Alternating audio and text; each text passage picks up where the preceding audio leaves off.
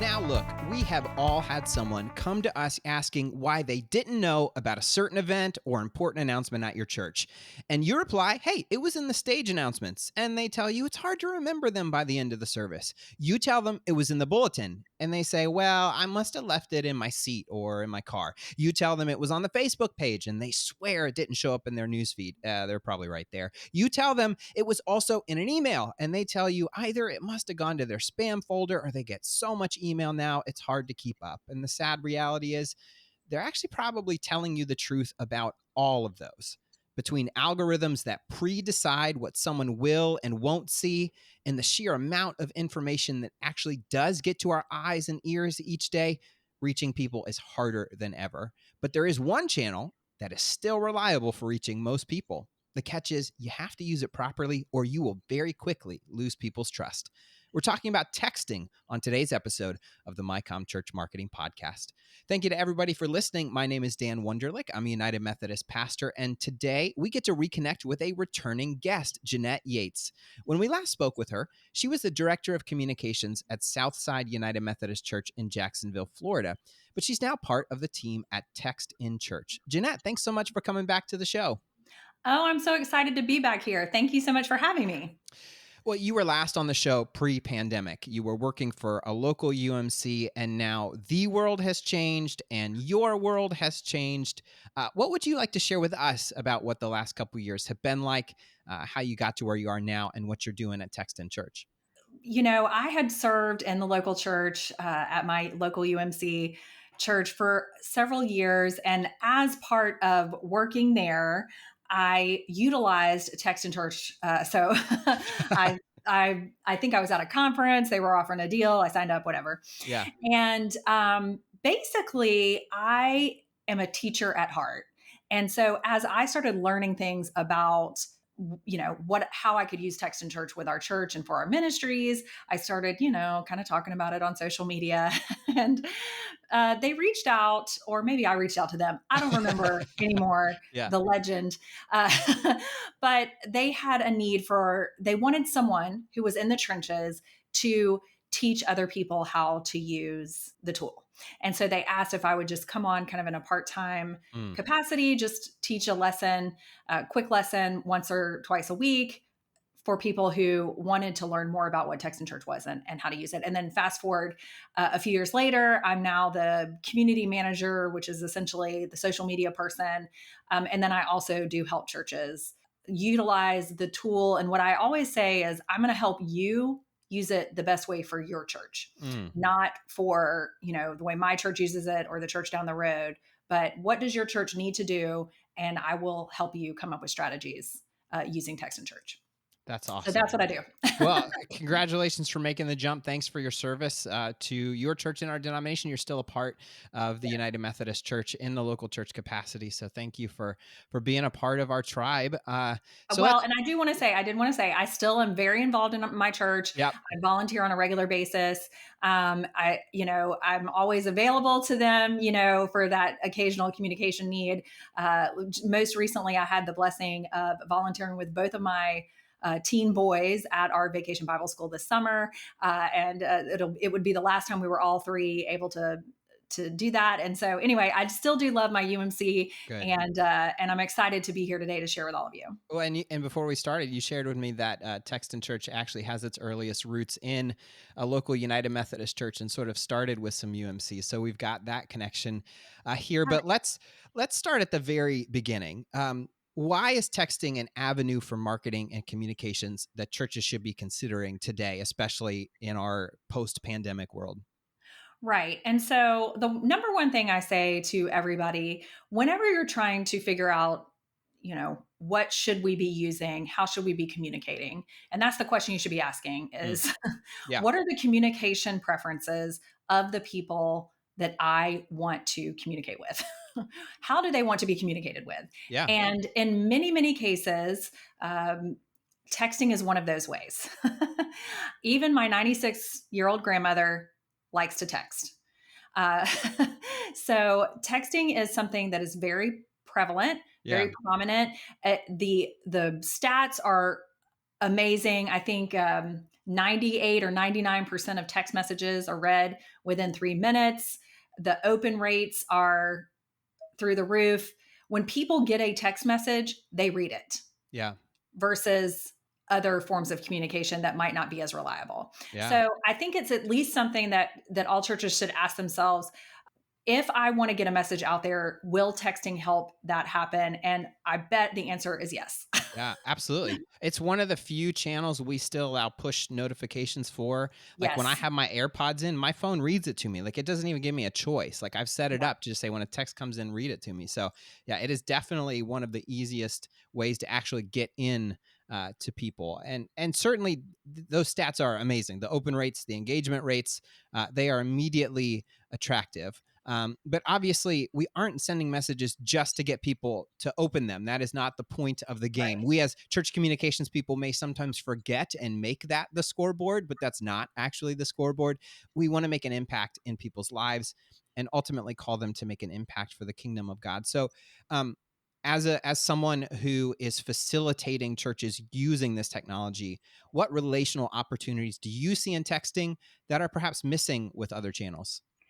Well, first of all, it is a great way to have a one on one, two-way conversation. Mm, Uh, most of the other forms are not going to be that way.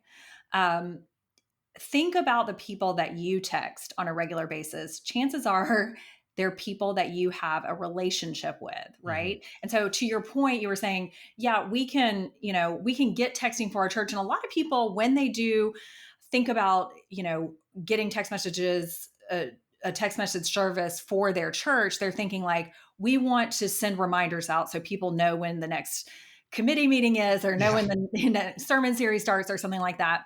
And while that is a component of, that is a benefit of having a texting service, that is not the point. One of the things that we really, or that I really love to share, is all of the different ways texting can be used to connect with people on a one-on-one level and build relationship with them. I have tons of stories. So if you want me to tell stories, I sure. can. Yeah, Um, I've got one I'm going to save because I think it's coming up later in our little outline here. But yeah. I know that when you just mentioned like the pandemic and all that, when the pandemic hit and so many people were at home and alone, many of the churches, some of my local church communication friends said that they used the texting to connect with people, ask if they needed any help. Did they need grocery delivery, their lawn done? They started prayer request text, asking if they could pray for them. And there was just so many different ways to connect with people on in that way when they needed it the most. There's also plenty of techniques that you can use or strategies you can use that are really stuff that we do in person. We can take that online and texting Mm, with, asking the question, how can I pray for you?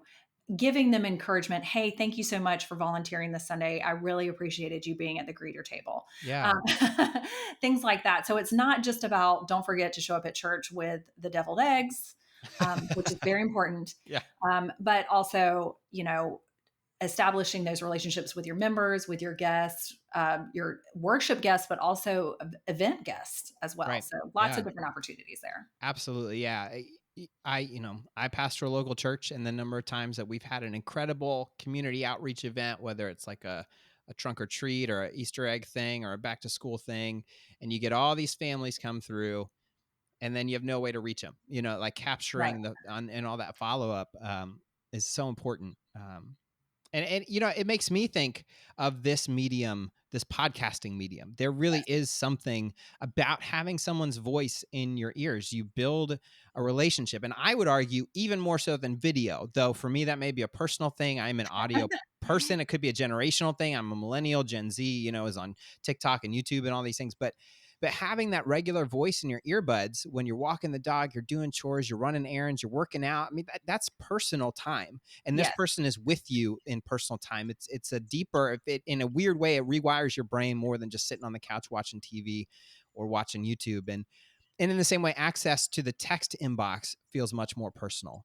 Yes. But that, of course, also means it can backfire much greater. We have all, especially now, we are recording this in Right. early August. We both live in the state of Florida. Our primaries are coming up in like a week. Woo! We are Yes. all getting text messages from people we did not give our numbers to. Right. Um, if we do this poorly, if we abuse the privilege, if we abuse the access, we're delivering messages that have no value to the people we're texting. Can't we easily lose trust and actually shut down this valuable channel? Yes. And so with every tool, every tech tool, right? Yeah. There are pros and cons, and Yeah. there are good practices, best practices, and poor practices. And I think it's really important, especially when one of the things that we, do advocate is that you ask permission. As a Yeah. matter of fact, our system makes you say that you have received permission to Mm-hmm. to text or email somebody if you're uploading information or importing it. And so it says, do you have permission to text these people or email them? Because Text and Church also does send emails, just little busting myths here. Yeah. So we're not anti-email. We just Right.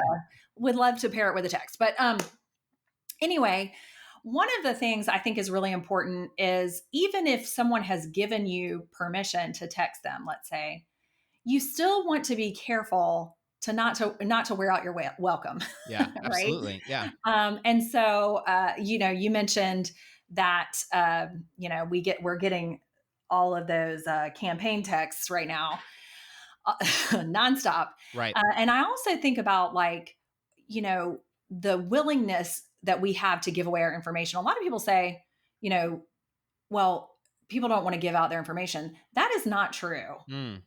People will scan a QR code or text a number for a 10% coupon on a smoothie. Yep. Absolutely. And if the problem isn't the 10% coupon on a smoothie, the problem is what is that smoothie company? And I'm not picking on smoothie. I mean, it's just an Yeah. example. This is Yeah. theoretical. Yeah. Um, what is that smoothie company then going to do? Am I going to Mhm. get my coupon and then get a coupon every day until I unsubscribe?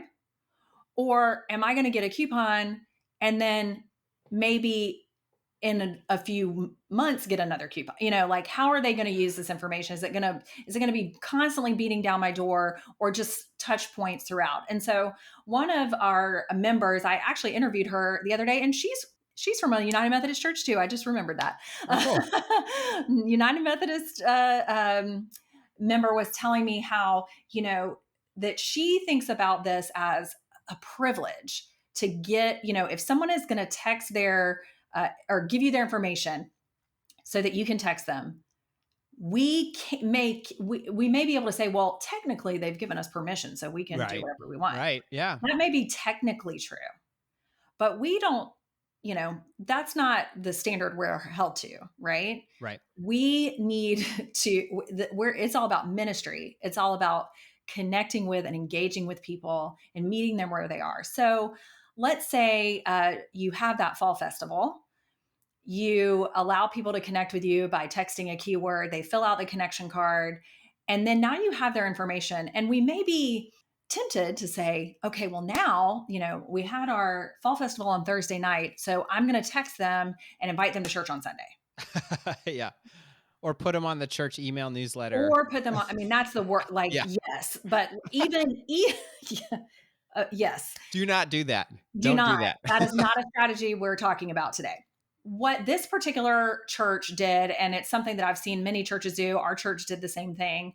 Eventually, we had to learn this though, is that when someone gives you their contact information, let's say it's because you're offering a raffle or, something, and they give you their information and you say, okay, well, they came to this event and now I have their information and they're giving me permission to communicate with them and connect with them, but I want to do it in a way that makes sense. So they came Yeah. to this family event. I'm going to hold that information. And then the next time we have an event that I think might be fun for their family, I'm going to invite them to that thing. Right. Yes. Yes. And then you're building a relationship that way where they're saying, oh, yeah. And then they start to learn that your church is a good place for families. And then they're probably meeting people every time they come to this event, right? Yeah. Or these events. They're meeting people at your church. Maybe they make a friend. That's where the relationship gets built, right? Absolutely. But Yeah. if we have burned their lit up their notifications about things that they don't know are relevant to them. Like we may say, well, church is good for families, therefore I should invite them to church. Right. We know that, but they may not. And so we want to establish that relationship first, build that trust. And then that invitation to church maybe doesn't even have to come through text, right? Maybe it comes from someone that they've interacted with as part of your church community. Absolutely. And that goes to the heart of what, so many of our episodes, if you boil it down, it is that church communications and particularly social media and things like this aren't simply broadcast. They just can't be, Right. because we live in a world where we're bombarded with broadcasting. We live in a world where we all have finely tuned filters that will just filter out things that are not relevant to us. And so we have to put ourselves in the shoes of those people. Like, why did they give us their number? What Right. was it about? Like, again, like that smoothie shop, like if they're interested in deals, right? And Right. so that would be a great way. Like, why did they give you the number? And we have to serve their goals, not just our goals, because if we're writing messages to meet our own metrics, whether it's butts and seats, dollars in the offering plate, number of kids at VBS or something like that, they can sniff out that it's not for them. And so this seems actually like a really good time to pause for a second. You all have prepped a free resource for our Yes. listeners that actually talk about different ways you can use texting, and I think it even gives us some examples. So do you want to talk about that resource and how our listeners can grab it? Yeah, so I think you're going to have the resource. It's called the Text Messaging Playbook. And I thought this was a great one to share for what we're talking about today, because as we've been talking about, text messaging goes beyond just broadcasting information. That's part of what you do with texting. Like you said, we live in Florida, hurricane season Yes. happens. We have to be able to get the message out there. Something has been canceled. So there is a place for that broadcast message, but there are so many other ways to use texting. You can use it as part of your guest follow up process to connect with people throughout the week and even throughout the month after they've visited your church. You can actually use texting to connect with people who have expressed interest in visiting your church through your plan a visit feature on your website. You can have, I mentioned briefly earlier, this idea of using texting as a way to gather prayer requests. And one of the churches that I have worked with did such a wonderful thing where you can, with text in church, you can have as many users as you need to on the account. So as prayer messages were coming in, they would have volunteers available, you Mm, know, looking at those text prayer requests so that they could offer an immediate and personal prayer back. mm, And there's multiple ways to do that, to utilize texting and prayer requests, but that was the way they were doing it. And it resulted in someone who had not previously connected with the church to serve, actually was so moved by the fact that she had received a direct prayer request specific to her from a real person. yeah. That she wanted to be a part of that prayer team, right? And so there's that. And then also we mentioned events, connecting with people with events. And then, of course, who doesn't love? Well, everyone talks about youth loving texting, which is true. I mean, I communicate with my children in the house sometimes Uh-huh. by just Yeah. texting them. It's easier. But you know who loves texting even more is parents. Yes. I have talked to my children's director recently, and she was like, parents do not, they'll go have coffee with me, but they will not pick up the phone. Like Exactly. Yeah. they want a text message. And so it is a great way to communicate with your parents, with your youth, and then also to equip and encourage your volunteers. And so I don't know if I've listed everything in that text messaging playbook, but if you're like, how does that work? What does it look like? The resource will give you the plays in the playbook. So our co-founder is a sports fan, so of course our text messaging playbook Yeah. um, has plays in it for you. Yeah. um, but it walks through some of these strategies, methods of reaching out using texting. And so I think you're going to have it in the show notes. Yes. And so we would love for people, it's a free resource for them and they can check it out. And we would appreciate it if they let us know how they like it. Yes, absolutely. So we will have a link in the show notes, and so make sure you find that part of your podcast player, and go grab that resource. And now let's take a brief pause to hear a word from our sponsor. Raising money has never been so easy, fun, and delicious. Terry Lynn Fundraising helps congregations of all sizes generate as much money as possible with the least amount of effort. They offer customized fundraising programs and all sorts of helpful online organization, promotional, and selling tools that help ensure your Terry Lynn fundraiser meets your congregation's budgets, timelines, and profit goals. On top of that, Terry Lynn's dedicated and experienced fundraising experts offer personal support to help you achieve success during every step of your Terry Lynn fundraiser. They offer discounts and incentives, and the product is of the very highest quality. Premium nuts, confections, and snack mixes that your supporters will love, and that, more importantly, will keep them coming back for more. So you raise more money. You don't have to take our word for it, though. You can order a free tasting sample to try it for yourself right now at terrylyn.com/UMC. That's TERRYNN.com/UMC. So, log on, get your free tasting sample, and get ready to have your most successful fundraiser yet. And now, back to our program. And that really leads us to shifting toward some practical questions, and some of these things are things that can apply whether you're manually doing this yourself. But I would just love to hear whether we engage a service like Text in Church or we use another service for texting.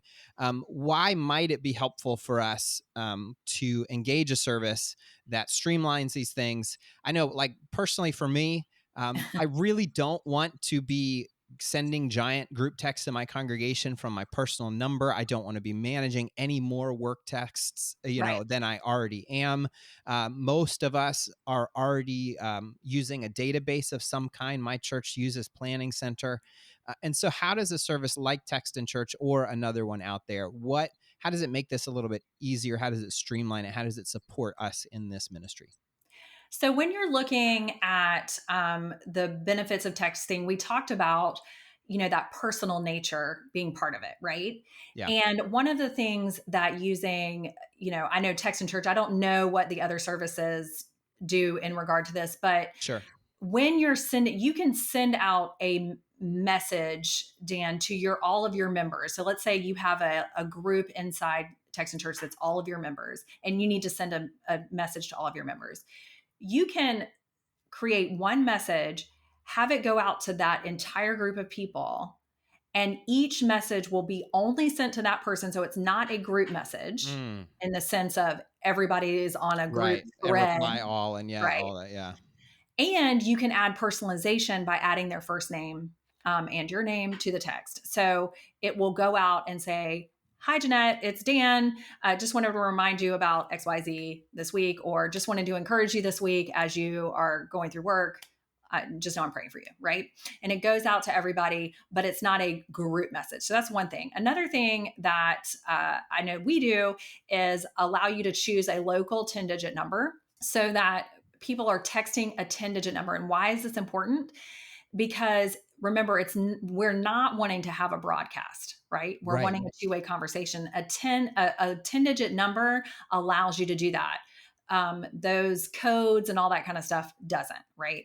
And something that only allows that group text nature of things doesn't allow the one-on-one conversation either. So those are things I would consider when Mm, thinking about that.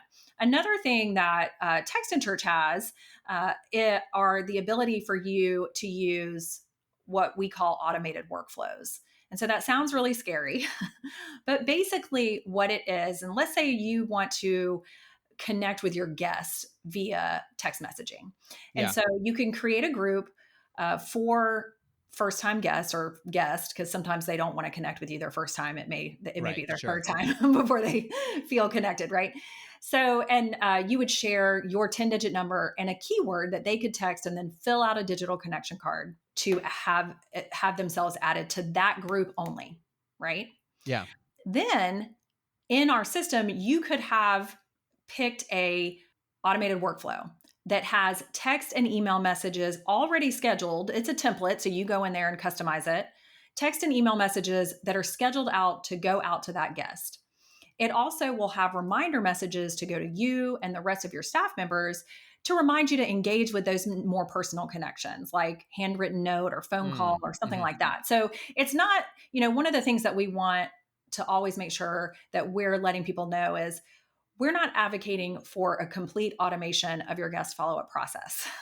Right. Yeah. We're advocating for a process that helps you start the follow-up immediately and then remind you to do those more personal things. Because whether you're a church that has a lot of staff or a staff member of one, you know that people can fall through the cracks if you're relying on your memory or even your email inbox to be the only thing that's following up with your people, right? Like you need those reminders. And if they're automated for every guest that joins, those automated messages are going to go to them, and they're going to come to you and say, "Hey, remember this person just visited, give them a call this week. Here's their number. You can give them a call."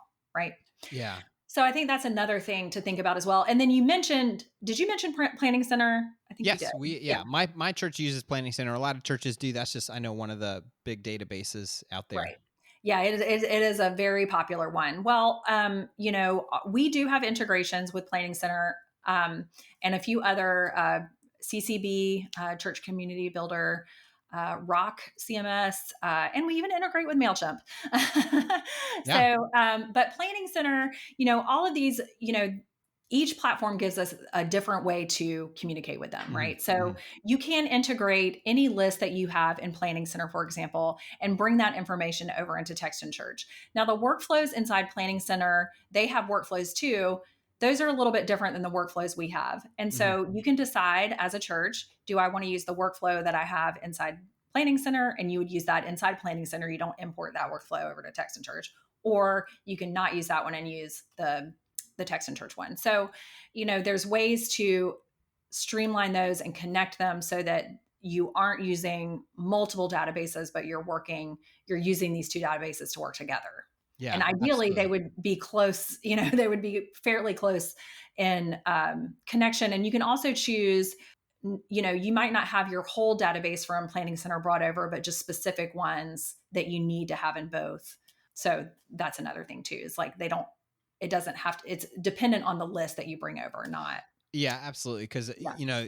as we've talked about, deploying entire church text messaging is Right. perhaps not the Right. goal we're looking for. This is a chance to build targeted relationships, Right. and of course, that relationship starts with getting someone's number. And so, Right. like you've said, there are different ways that people get it, and people are more willing to give their number than perhaps we assume people are. Right. So, what are some best practices for getting numbers? And then let's also talk about permission. We talked about Yeah. getting those text messages that were obviously coming from lists that got sold between candidates or between Yes. companies. So, what's the best way to get a number, get permission? Maybe, and what's the best kind of phrasing to like let someone know we are not going to become creepy? Right. Well, so a couple things. One, I just wrote a blog post on this. I did a poll inside our Text and Church Community Facebook group, um, asking like, what's your biggest frustration with guest follow up? Mm, And the answer, hands down, was getting people to actually fill out the card. You cannot follow up with people if you don't have their information, right? right. And so a couple of different things that, first of all, there's multiple ways you can have people fill out a card. You can have the paper card. We have a digital connection card option where people text a keyword and then they get a digital connection card sent to them. You can also have Text and Church generate a QR code for you where people can scan the QR code and get the card sent to them. But you still have to get them to do those things. So, like, Yeah. are they even going to text the keyword? Are they even going to scan the QR code? Well, that is where your welcome talk comes in. And there are a couple of different things. We actually have a welcome talk training. I can try to get that to you too, Dan. Okay. Maybe share that too. But Yeah. we actually have a welcome talk training. But the gist is you have to build some level of trust with people for them to give you the information. And you have to be clear about what you're going to be doing with their information. So if we go back to that smoothie example, I'm not going to want a coupon for any smoothie, I got to know, is this a good smoothie place? Like, do I like their smoothies? Oh, and they're going to give me a discount. Okay. And that's why if I give them this number, they're going to give me a discount. Now, they also have little print that says, now we can text you for anything, but Right. Yeah. that's on me. But, in general, there's trust. I know that these are good smoothies. And if I text this number, I'm going to get a coupon, right? In a similar way, churches want to build trust. And really, sometimes that's just a matter of the person giving the welcome talk introducing themselves. What role, why are you here? Who are you? Why should I trust you when you tell me I should text this number? Yeah. And then when I'm texting this number or when I'm giving you my information, what is going to happen? And I also advocate or suggest that instead of saying, give us your number so that we can XYZ, whatever. Right. Yeah. Right? This is more about so that, and you can still say we can, but it's not like so we can follow up with you. It's so that we can get to know you better and answer any of your questions that you have about our church. Yeah. Help you get connected. Yeah. Help you get connected. Right. So it's more about what's in it for them. And then and sometimes this is not something that's said during the welcome talk, but it's also okay to say, we'll be following up with you over the next few weeks. Right. And then know when that time is over, that one of the last text messages you might want to send is, hey, would you like to be added to our all church group? Yes. A lot of times, our first time guest follow-up goes for about 6 weeks. And so by then you kind of know if they're already connected, if they want to have further communication, you kind of know that. Hopefully you've built a relationship over that 6 weeks. They maybe have even joined the church in that 6 week time, right?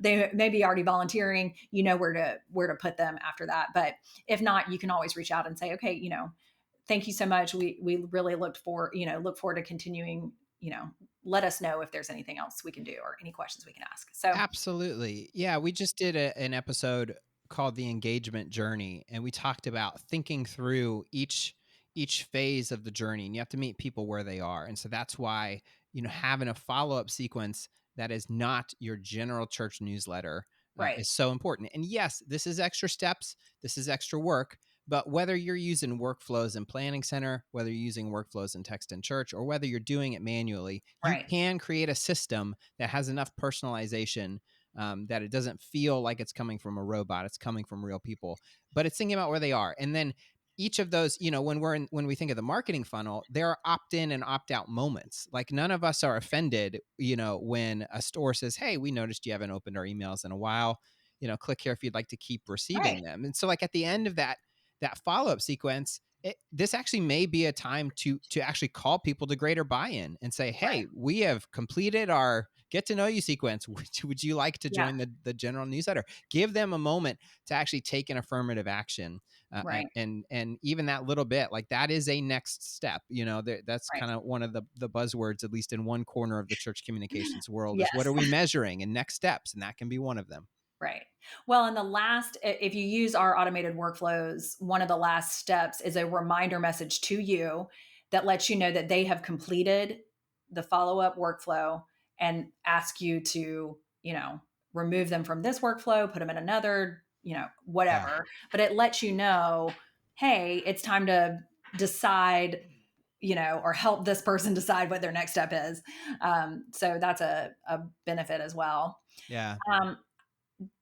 I also wanted to just reiterate the whole point about permission. I think you mentioned that. Yeah. Or maybe that was the next thing we were going to talk about. But, remember, this is a blessing. This is a privilege that you're getting their information. And so you want to use it wisely. You want to be better than the smoothie company, right? Yeah, absolutely. You want to stand out above the rest by not being annoying, by not being, a lot of people say, oh, I hate texting. Texting is spam. Texting is not spam. Spammy texts are spam. Yeah. So just remember that when you're deciding whether it's your guest that you're texting or your members, tell them what they're signing up to be a part of. Tell them what they're going to receive. if they add themselves to the parents of children's group or the youth group text or the Sunday volunteers group, what should they expect from you? And then live up to that. Yeah, absolutely. Well, you mentioned that you've got tons of stories. I was thinking maybe to close, you could give us a story of someone who's made a significant connection, either with an individual or through the use of texting. Maybe their follow up stats have increased, and not necessarily just because they've contracted text in church, but because they took full advantage of the opportunity that texting gives us to make these connections. Well, I mean, I one of the greatest benefits of my job is being on social media and being the community manager for Text in Church. I get to see so many celebrations of, people having one of our members, Faith Brown. She talked about like their first time guests or their plan a visit. So they had a plan a visit feature, which is Mm. another form of a Smart Connect card on a website, Yeah. another connection card on a website. And they had an increase of like 25% of their people planning their visit ahead of time. We know that engagement increases just because you're not having to do it all yourself, Yeah, right? absolutely. So I remember talking to a pastor one time, and he was the only, staff member, and he said, "Listen, I love text. I love the ability to have these one-on-one conversations, and I love." He even was setting those reminder messages just to remind him to pray for the person he said he was going to pray for, because sometimes he would forget Yeah. and or get sidetracked or something. And then he said that and he was getting those text messages like, hey, reminder, this person asked for prayer. And then he would end up following up with them with a phone call or Mm. something like that. But there's so many, but one of my favorites that I heard recently was that somebody was looking at their stats and they were noticing, inside the Text and Church account, let's say, and they were noticing that some people, it's tempting to look in there and you can see, okay, this person only ever comes to our events. They've never come on a Sunday morning. They've only come to our egg hunt and to our fall festival and to our VBS and all these things. They're not connected. Mm. They're not part of our church family. We need to get them connected. And while, yes, we always want to have people understand worship as a part of that community Yeah. building aspect, for some people, that's not what church looks like for them. And what happened was this member that I was talking to, she has the Text and Church app. That's how you receive the messages. So to your point from earlier, you don't get it into your email, your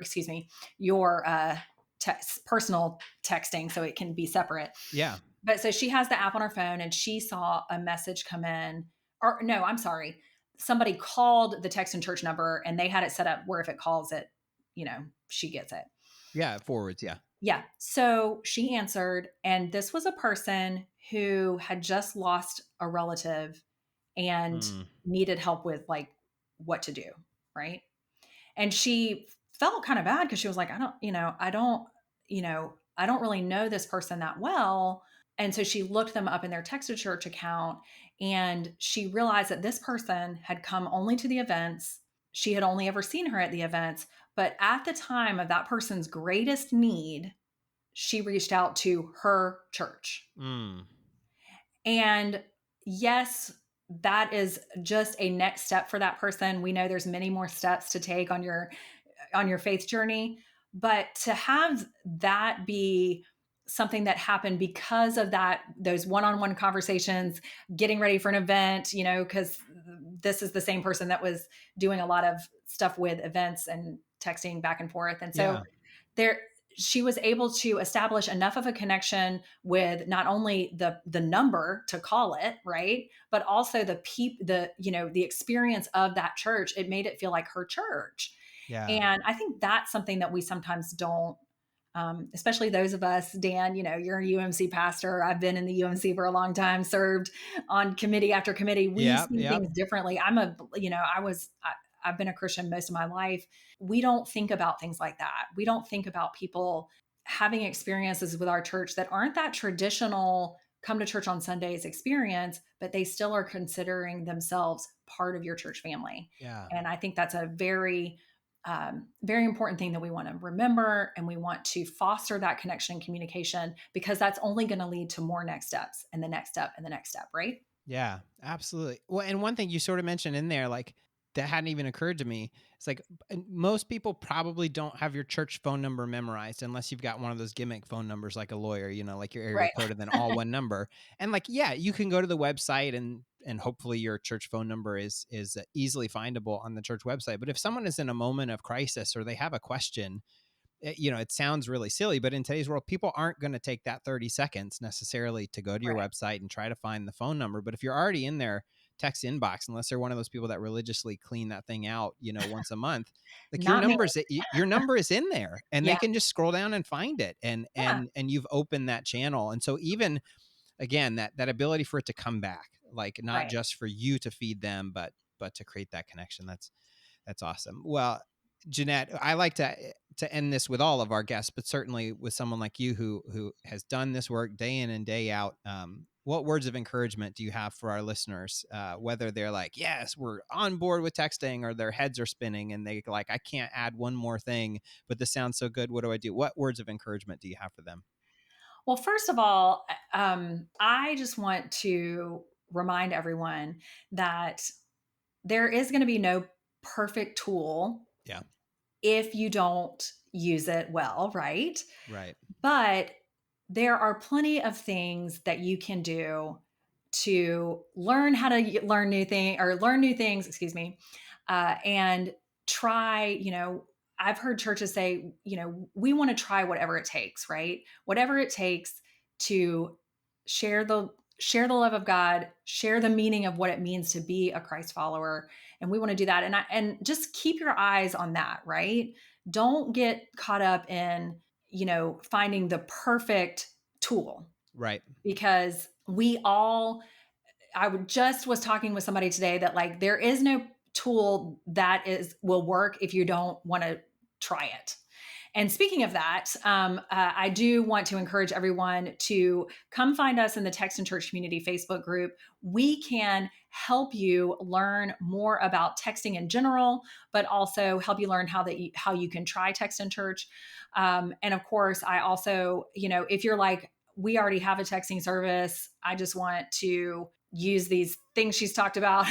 Yeah. That PDF that we talked about, the Text and Church playbook, you can download that in the show notes, and that is a great way to get started. And of course, I'm always here. I would love to help you figure out how to use Text and Church for your church. But again, if you want to use the strategies that are inside the playbook, you can use that if you have a smartphone and an email, you can do that. But I'm here to help as well. Awesome.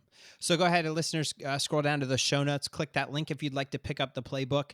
And then Jeanette, if folks want to follow your work, reach out and say hi. If they got a question, certainly they can look for that Facebook group. They can contact Text and Church directly, but where can they find you? Because you're sort of you're a go-to person in the church communications field. You put out lots of good content across all your platforms. What's the best way to find you? So I am on Twitter and Instagram, and my handle is kind of silly, but it's at Jeanette Yates. That's me. So JNETTE Yates. So I spell it a little differently on the social media, but Instagram and Twitter are where I hang out the most. And I love talking and encouraging. Really, I'm your biggest fan. If you're a church communicator, if you're a pastor, if you're a church secretary, administrative assistant, youth director, I'm your biggest fan, and I want to support you and encourage you and let you know that we are all in this together, right? That is true. That is true. Yes, you have been cheering for us and helping us and guiding us and encouraging us for a long time. And I think Text and Church won the lottery when they convinced you to join. So Jeanette, thank you for joining us today. We won the lottery today. Thank you for being a part of our show today. Thank you. And now, listeners, we want to hear from you. Have you tried texting as an avenue for church communications? And if so, how did it go? Email us at podcast@umcom.org, and we just might share your thoughts or story on a future episode. And you can, of course, use that email, podcast@umcom.org, to send us any feedback or topic suggestions you have for the show. We always love hearing from you. And as always, the easiest way to support the show and help other church communicators like yourself find it is by sharing this episode with your friends and colleagues and by leaving a review on whatever service you're listening to right now. And did you know that United Methodist Communications has now celebrated over 80 years of ministry? Your support ensures that the latest denominational news, dynamic stories, and informative articles will continue to connect our global community. Make a tax-deductible donation today at resourceumc.org/giveumcom. Thanks again for listening to the MyCom Church Marketing Podcast.